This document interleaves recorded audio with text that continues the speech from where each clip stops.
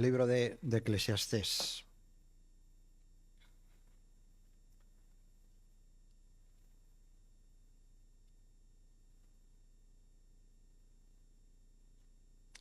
Y antes de entrar en la meditación de la palabra, vamos a orar. Señor, gracias por todo lo que esta mañana estamos recibiendo de ti. Gracias, Señor, por estar pendiente de nuestras vidas. Y ahora, Señor, al abrir tu palabra, queremos, Señor, que tú nos hables, nos guíes, que me ayudes a mí a hacerlo con claridad. Y, Señor, que sea tu corazón hablándonos a nuestro corazón, a nuestro entendimiento, para realmente buscarte a ti más y más, cada día mejor, y ser obedientes a ella. Pedimos, Señor, tu bendición en nombre de Jesús. Amén, Señor. El significado de la vida. El significado de la vida. No voy a decir cuál es el significado de la vida, porque sencillamente no lo sé. No lo sé. Filósofos, pensadores, científicos, sociólogos. La historia humana está llena de conclusiones, de preguntas, de razonamientos. Se busca sus orígenes, los orígenes de la vida. Nos hacemos muchas preguntas, a qué le llamamos alma, pensamiento, etcétera, etcétera. El tema este de la vida es tan complejo, ¿verdad? Y a la vez tan sencillo. Eso de la vida es difícil establecer unos límites.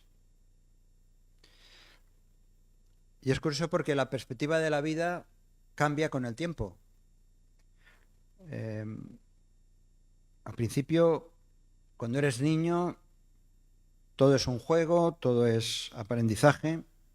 Luego, con la adolescencia, entra la convulsión de lo inesperado, de descubrir lo oculto. Eres joven y entonces empiezas a hacerte preguntas sobre el futuro. Entras en la edad adulta y en la madurez, y entonces tienes sueños, te enfrentas a cuestiones del futuro, pero también te enfrentas a los fracasos. Y cuando llega la edad ya, estás en el portal de la madurez o de la ancianidad, empiezas a tener conciencia de que esto se ha acabado. Todo ha empezado con bullicio y al final llegas a la conclusión de que va a haber un final y se ha acabado la vida, ¿no? Decía el dramaturgo Calderón de la Barca, hace 400 años, este literato español, él se preguntaba en uno de sus poemas, ¿qué es la vida? Decía un frenesí, ¿qué es la vida? Una ilusión, una sombra, una ficción, y el mayor bien es pequeño, que la vida es sueño, y los sueños son, ¿no? Y así muchas veces llegamos a la conclusión que la vida es un suspiro que puede ser largo o interrumpido de una manera abrupta y dramática cuando menos te lo esperas. Esta semana nos llegaba la información de un matrimonio misionero que estuvo casi 50 años aquí en Zaragoza, ayudando a las iglesias.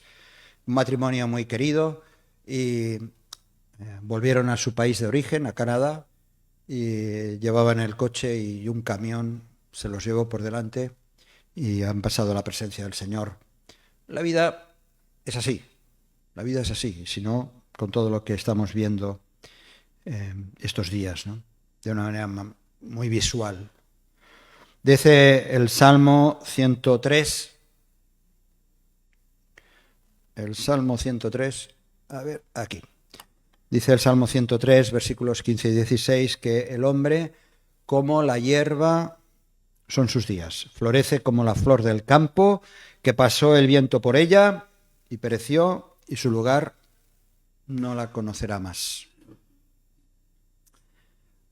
Debo decir una cosa, y lo digo porque a veces veo que hacéis fotos y tal, que sepáis que los PowerPoints están a vuestra disposición. Si alguien en algún momento quiere, todo esto que muchas veces pasamos por pantalla están a vuestra disposición, por supuesto. Yo lo puedo entregar al margen de que luego está en el canal de YouTube el mensaje.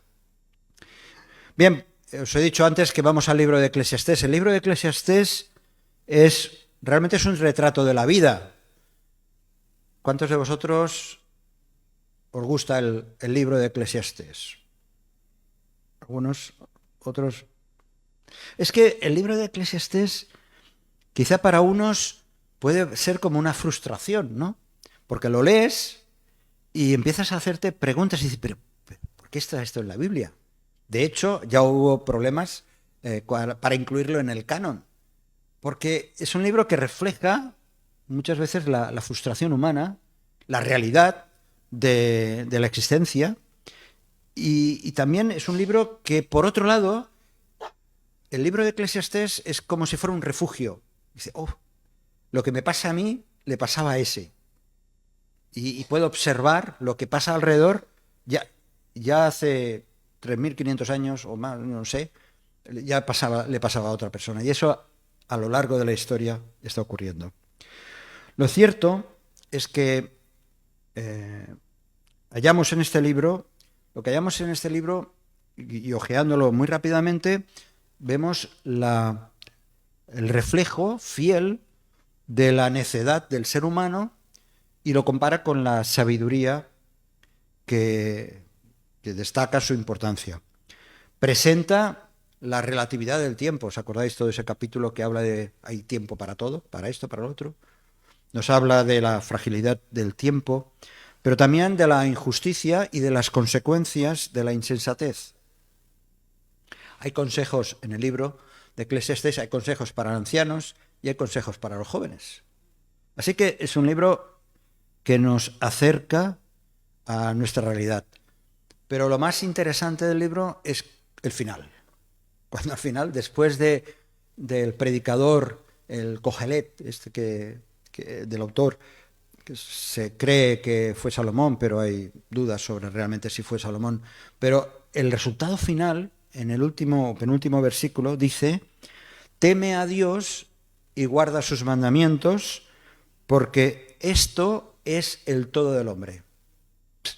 O sea, pase lo que te pase, lo más importante es que tienes que temer a Dios, guardar sus mandamientos y no te preocupes de nada más, no hagas nada más.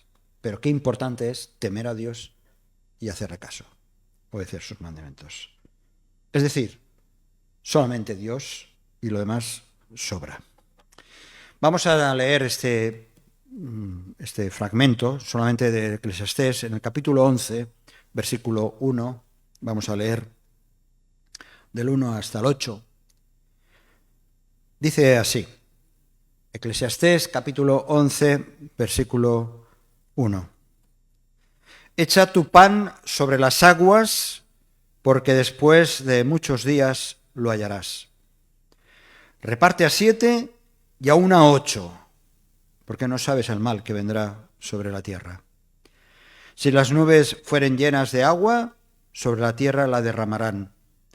Y si el árbol cayere al sur o al norte, en el lugar que el árbol cayere, allí quedará. El que al viento observa, no sembrará, y el que mira a las nubes, no segará.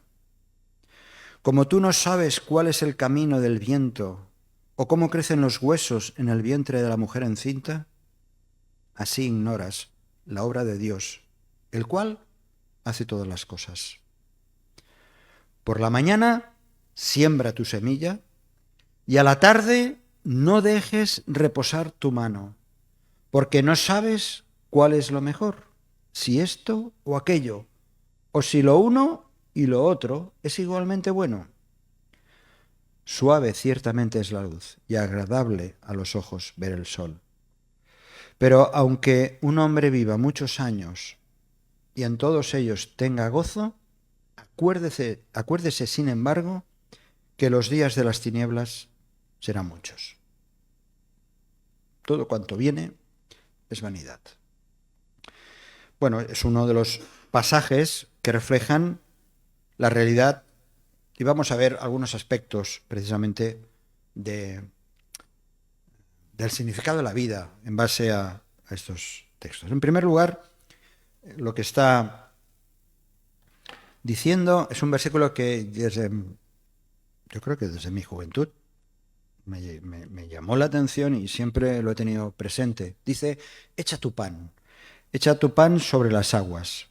Echa tu pan sobre las aguas nos lleva a un modo, a una práctica de sembrar del antiguo Egipto. Aquel antiguo Egipto dependía de un gran Nilo, del gran río, el Nilo. La mayor parte del país es desierto y era desierto árido, pero los ciclos de la naturaleza son extraordinarios y de manera cíclica el Nilo se desborda, ahora está controlado con los pantanos, grandes pantanos que hay, el pantano de Suez, etcétera, pero se desbordaba cada año y los agricultores, los que sembraban, lo sabían perfectamente. Cuando eso ocurría, no era una desgracia como lo que ha ocurrido ahora aquí en Valencia y ha ocurrido en otras partes y aquí en Cataluña también en otras ocasiones. Esta misma semana ha habido también desbordamientos de agua. Pero no era una desgracia, sino todo lo contrario. Cuando el agua desbordaba en las orillas, realmente se fertilizaba y es lo que se llamaba el limo, y era el momento oportuno de sembrar, de echar la semilla. Era el momento de echar la semilla en esa tierra empapada y los agricultores tenían que esperar que aquellas semillas germinaran para dar su fruto. ¿Os imagináis un poco?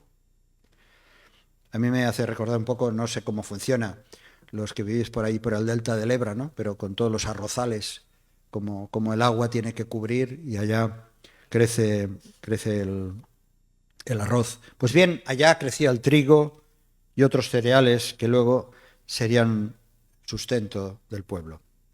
El profeta Isaías declara, dichosos vosotros los que sembráis junto a todas las aguas y dejáis libre al buey y al asno. O sea que no hace falta, en ese sentido, depender de animales, sino era una cuestión de sembrar, de lanzar la semilla allá donde había agua.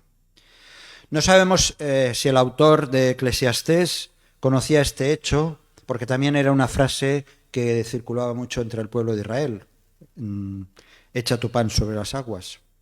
No sabemos si estaría en la mente o se lo habrían contado, pero las palabras de este verso nos hablan de lo importante que es en la vida la siembra, y la siembra sin límites, y la paciencia esperando el fruto.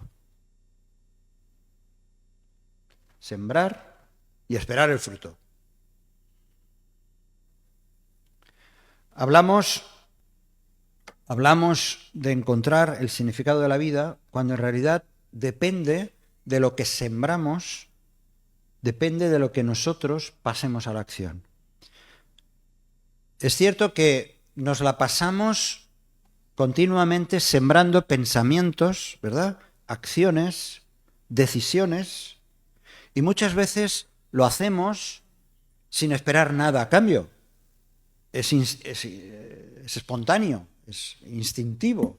Sembramos muchos de nuestros pensamientos, de nuestras acciones y decisiones.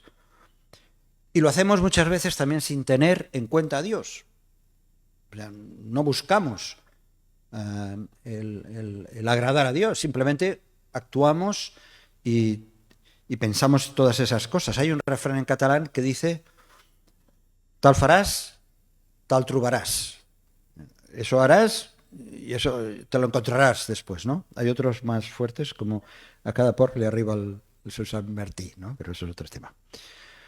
Pero aquí el predicador nos habla de algo muy importante, intencionalidad.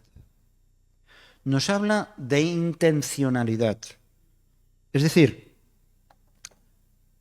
echa tu pan sobre las aguas, hazlo.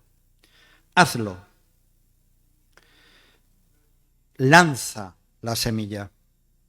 Y este pasaje viene de hablar, si leyéramos los versículos anteriores, este pasaje viene de hablar precisamente de la necedad, de lo que sale de las bocas, de las palabras que salen de la boca de los necios, mientras que del sabio dice que están llenas de gracia, en el capítulo 10, versículo 12. Así que frente a la necedad de pensar y obrar mal, lo que hay que hacer es lanzar la buena semilla. Lanzar la buena semilla. Sin duda, cuando digo esto de lanzar la buena semilla, viene a nuestra mente muchos pasajes de la Escritura que tienen que ver con la siembra, con la semilla, ¿verdad? Que era algo muy habitual en el Israel de aquellos tiempos. Nos acordamos de Jesús, ¿verdad? Y de la parábola del sembrador. Deja claro, en esa parábola, Jesús deja claro que, en este caso, la semilla es la palabra de Dios, que cuando se lanza, se propaga y puede caer en diferentes tipos de tierra. Lo que cae entre las zarzas, al crecer, queda ahogada. Lo que cae sobre las piedras, con el sol, no echa raíces y no crece. Lo que cae alrededor del camino, vienen los pájaros y se lo llevan, se lo comen. Pero la que cae en buena tierra prospera y da su fruto a su tiempo. Y en todos estos casos hay algo común, que es el tiempo. Tiene que haber intencionalidad del sembrador, es decir, quiero lanzar la semilla, pero al mismo tiempo se necesita esperar, se necesita tiempo para ver el fruto. Las cosas no son instantáneas, como el café que disolvemos o el té, ¿no? Hemos de sembrar y ser conscientes de que se necesita tiempo. Dice el versículo 1, echa tu pan sobre las aguas porque después de muchos días lo hallarás. Después de muchos días lo hallarás. Así que lo podemos tomar como una promesa. Yo muchas veces lo he tomado esto como una promesa para mi propia vida, de lanzar la semilla, tomar acciones, saber que se necesita tiempo y que las cosas, si vienen de parte de Dios, van a tener resultados.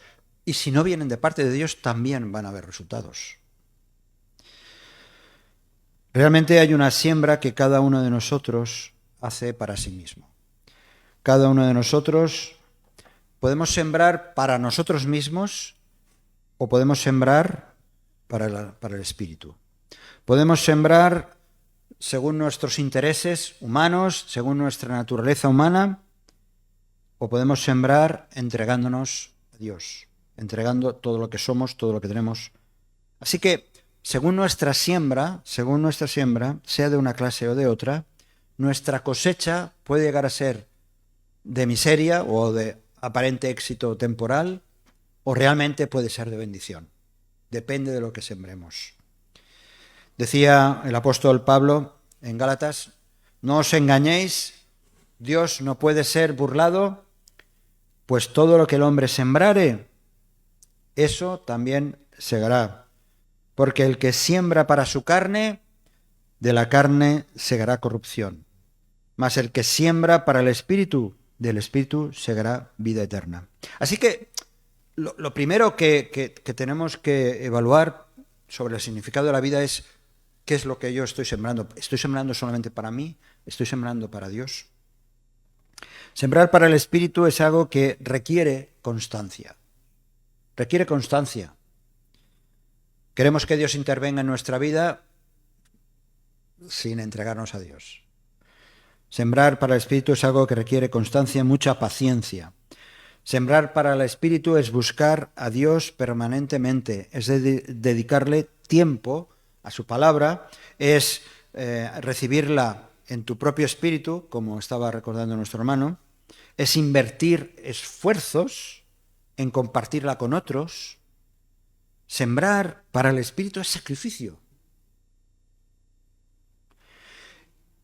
Eso tiene que ver directamente con nuestra vida personal, tiene que ver con los ministerios de la Iglesia, tiene que ver con el desarrollo de cualquier área de las diaconías o de lo que hagamos como Iglesia, tiene que ver con el alcance a personas que no son creyentes, que no saben nada, que ni siquiera tienen interés o que están sumidas en miles de problemas, pero que necesitan conocer a Jesucristo. Ahora bien, si solamente miramos el resultado inmediato, si estamos esperando una respuesta inmediata, nos vamos a frustrar. Y nos frustramos. Nos sentiremos muchas veces decepcionados. Echa tu pan sobre las aguas, porque después de muchos días lo hallarás. Veremos que el fruto de la siembra requiere tiempo. Pablo lo expresa así: no nos cansemos de hacer el bien, no nos cansemos de hacer el bien, porque a su tiempo segaremos si no desmayamos. Algunos somos como los perros. No sé, ahora me viene a la imagen esa, ¿no? Esos, a veces lo hemos visto o lo habéis, esos perros rabiosos, ¿no? Que están atados a una cadena, ¿no? En un lugar, y cuando alguien se acerca, sale el perro corriendo para morderle o para ladrar, pero está atado a la cadena, ¿no? A veces somos así. Quisiéramos lanzarnos, pero estamos atados al tiempo. Y muchas veces no depende de nosotros. Por lo tanto, para encontrar el verdadero sentido o significado de nuestra vida, hemos de considerar dónde estamos sembrando. ¿Dónde estamos sembrando? Porque consciente o no, estamos sembrando. No sé si tenemos esa conciencia. Hagamos lo que hagamos, pensemos lo que hagamos, estamos de una manera u otra, estamos sembrando. Entonces, Jesús nos recuerda que donde esté vuestro tesoro, estará vuestro corazón. Pero el versículo siguiente sorprende, no es que quiero sacarle mucha punta, pero sorprende el versículo siguiente en esta idea de echa tu pan sobre las aguas. El versículo 2 dice, reparte a 7 y aún a 8. Nos habla de generosidad, una generosidad ilimitada. Tragedias como las que estamos viendo estos días sacan a flote lo peor de las personas en algunos casos, pero también lo mejor, ¿verdad? También lo mejor. La prueba está en que de este desbordamiento, no de agua, sino de generosidad por parte de los que están, o estamos, porque de alguna manera nosotros también hemos hecho una pequeña contribución, la generosidad de aquellos que están ayudando en cubrir las necesidades de los afectados, aportando alimentos, ropa, materiales sanitarios, etcétera, etcétera, empiezan a estar desbordados. Eso es un ejemplo de una generosidad ilimitada, aunque eso tardará un tiempo, eso es difícil que se mantenga en el tiempo. Hay un refrán que dice, haz el bien y no mires a quién, ¿no? Haz el bien y no mires a quién. Y este versículo reparte a 7 y aún a 8, porque no sabes el mal que vendrá sobre la tierra, está diciendo que no te limites en ser generoso, a que compartas lo que tienes, lo que eres, y a cuantos más, mejor. Está diciendo eso, a 7, a 8. Porque la vida continuamente trae problemas a unos y a otros. Y la generosidad no es una cuestión de hoy soy generoso y a ver cuándo vuelvo a ser generoso. A ver cuándo vuelvo a entregarme y a darme a otros. Dice Proverbios 11:25, el alma generosa será prosperada y el que saciare, él también será saciado. El alma generosa será prosperada. Y no es aquello de que yo doy 10 esperando que me devuelvan 100. Pero la prosperidad no tiene que ver exclusivamente ni necesariamente de lo material. El alma generosa será prosperada, el que saciare también será saciado. Eh, Pablo, en primera Timoteo, dice: a los ricos de este siglo manda que no sean altivos ni pongan la esperanza en las riquezas, las cuales son inciertas, sino, dice, la esperanza en el Dios vivo, que nos da todas las cosas en abundancia para que las disfrutemos, que hagan bien, que sean ricos en buenas obras. El equilibrio, ¿verdad? Dadivosos, generosos, atesorando para sí buen fundamento para lo porvenir, que eche en mano de la vida eterna. Reorienta tus riquezas. ¿Dónde están tus riquezas? ¿No? Claro, uno puede decir, cualquiera de nosotros, bueno, pero Fernando, yo no soy rico. A duras penas puedo llegar a final de mes. Claro.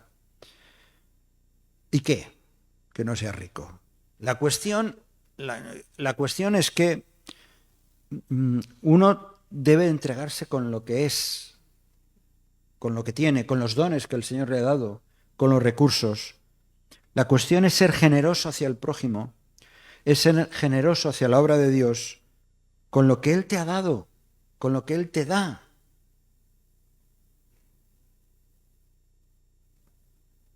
No depende de puramente lo material.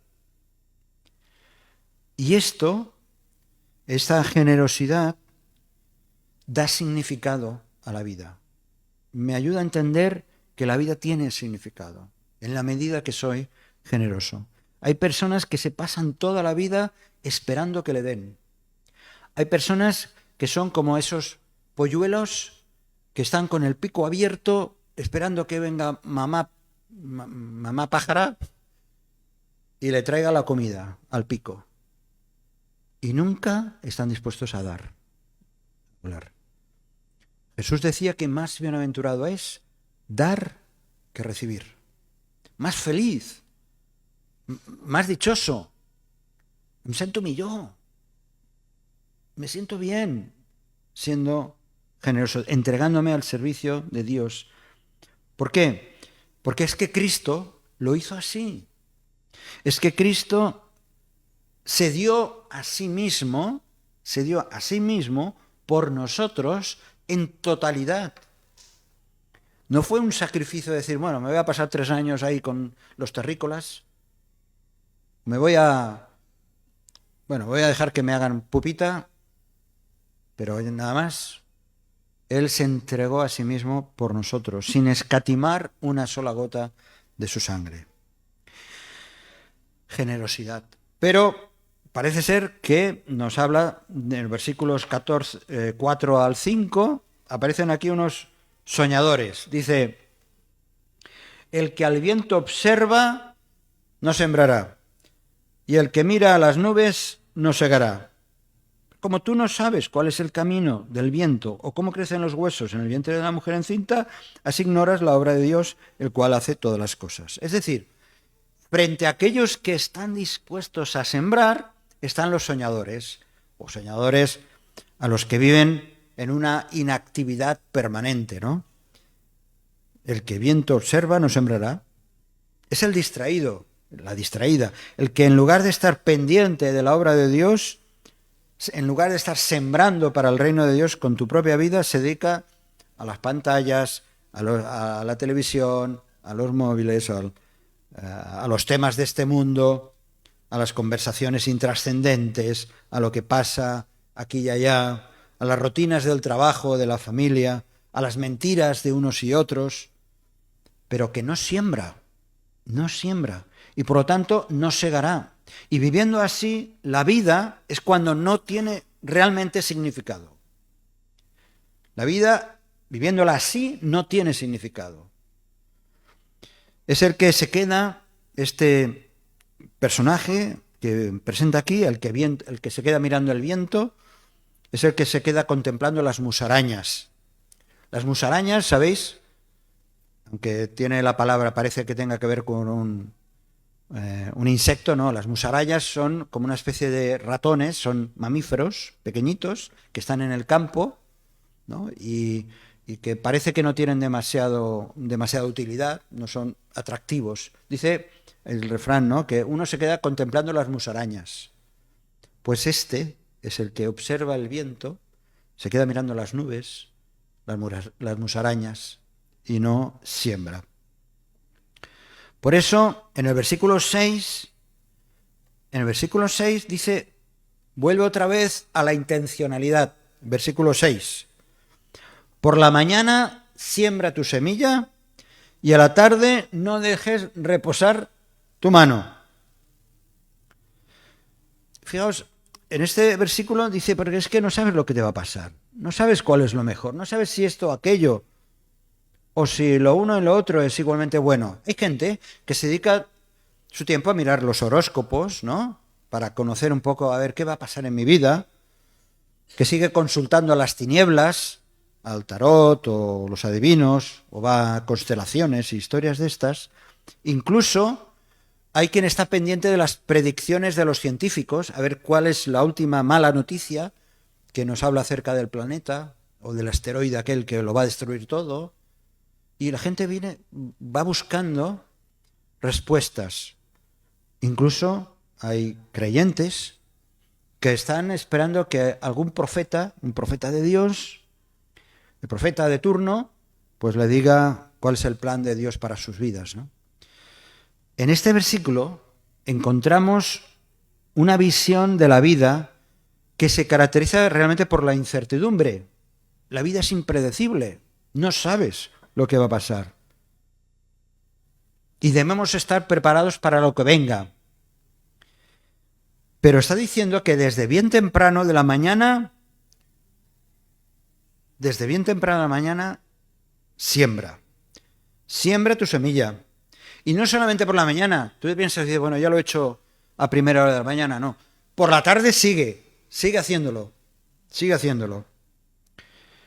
Lo que nos recuerda que nuestra vida, en medio de lo impredecible que es, la acción, la actitud, la intencionalidad, es de sembrar siempre y en todo momento. Porque no sabemos el futuro. No nos podemos detener en el presente siquiera. A menudo podemos tener dificultades para tomar decisiones. Es cierto, no sabes lo que es mejor, no sabes si lo mejor es comprarte la casa o no comprarla, no sabes si lo mejor es cambiarte de trabajo o no, no sabes si lo mejor es hablar con fulanito o menganita, no sabes lo mejor si invertir tu dinero en esto o en lo otro. Muchas veces no sabemos, hemos de tomar decisiones, no sabemos si al hablar con aquel que a veces me mira mal o aquella persona que una vez me dio un estufido, me dio un mal pronto, no sabes qué hacer. Y muchas veces no sabemos tomar decisiones. Pero desde nuestras metas, desde nuestros objetivos, hasta la forma en que trabajamos, este versículo nos está recordando algo muy importante, que no nos podemos detener, que hemos de pasar a la acción. Dice Proverbios 27:1, no te jactes del día de mañana, porque no sabes qué dará de sí el día. Y la gran ventaja del Hijo de Dios, de la hija de Dios, es que tenemos al Espíritu Santo.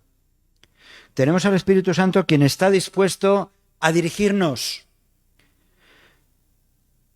Decía Jesús, el viento sopla de donde quiere y oyes su sonido, mas no sabes ni de dónde viene ni a dónde va. Así es todo aquel que es nacido del Espíritu.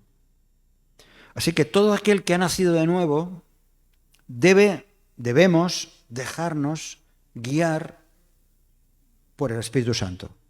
Hemos de anhelar la dirección de Dios en nuestra vida, sin dejar de sembrar, sin dejar de actuar, porque eso da significado a la vida, por lo menos a mí. Buscar la voluntad de Dios es lo que me da significado a mi vida. Voy acabando. El significado de la vida, por conocer a Dios y al Hijo, a Jesucristo, quien declaró, yo he venido para que tengáis vida y vida en abundancia, ¿verdad? Dijo Jesús. Es que sin esta vida estás muerto. Sin la vida de Cristo estás muerto espiritualmente. Y es momento de encarar la eternidad. Por eso, si lo hiciste en un día, y hermanos, yo creo que la gran mayoría aquí lo has hecho, de conocer a Dios, no hay opciones. O se siembra en el Espíritu, o siembras en ti mismo, en ti misma, ¿no?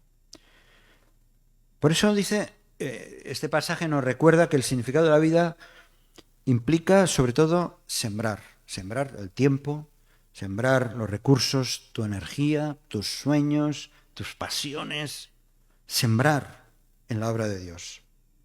Y la obra de Dios no significa una actividad de la iglesia, necesariamente, no. Es en el día a día, es en tu testimonio, en tus relaciones. La obra de Dios se encarna en uno mismo. No dejes de sembrar. Dice el versículo 9, no, el versículo 8, al final del versículo 8 dice: aunque un hombre viva muchos años y en todos ellos tenga gozo, acuérdese, sin embargo, que los días de las tinieblas serán muchos. Pues así es. Habrán días malos, habrán días de oscuridad, de preguntas sin respuestas. Y es cierto, como dice, todo esto es vanidad. Pero por eso Eclesiastés acaba con esa frase que yo creo que la hemos de tener bien clara en nuestra mente y en nuestro corazón. Teme a Dios. Teme a Dios y guarda sus mandamientos, porque esto es el todo del hombre. ¿Significado de la vida? Pues le podemos dar muchas vueltas. Yo creo que nos gusta leer, nos gusta pensar, nos gusta meditar, buscar respuestas, pero en definitiva, Dios nos llama a ser sembradores en el reino, sembradores en sus planes, y hemos de temer a Dios y guardar sus mandamientos. Y como dice este versículo, yo os pediría por favor que lo repitamos los que estamos aquí en voz alta, el versículo primero de Eclesiastés 11:1.